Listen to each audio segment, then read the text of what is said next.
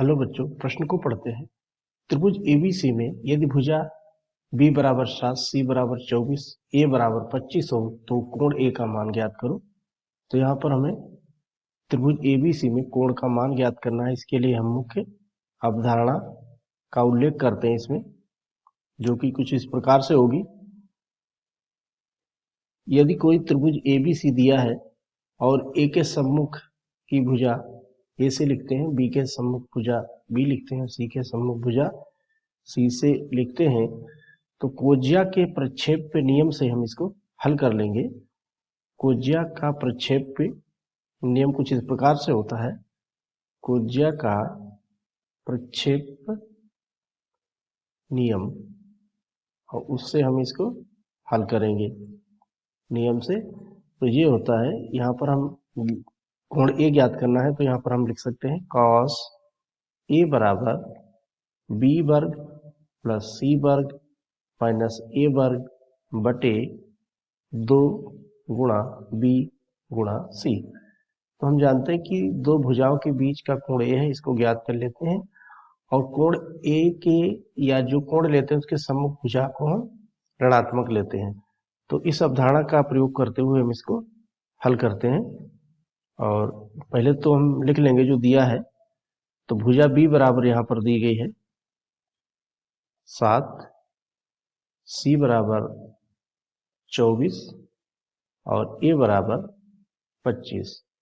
तो अब इसमें कोज्या का नियम यहाँ पर लगाते हैं। तो cos ए बराबर हो गया, यहाँ से हो जाएगा इस प्रकार से।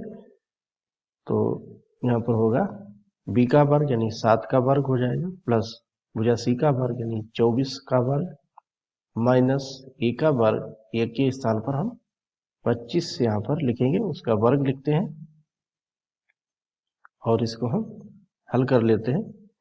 तो यहाँ पर 25 का वर्ग बटे 2 गुणा 7 गुणा 24, इसका प्रयोग करके हम इसको हल करते हैं।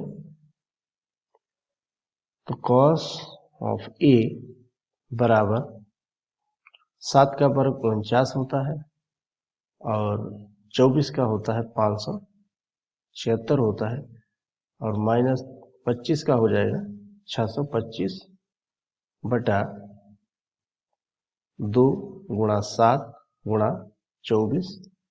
तो यहाँ पर हमें मिला है 49 और 576 625 हो गए, और माइनस 625 बटा 2 गुणा 7 गुणा 24।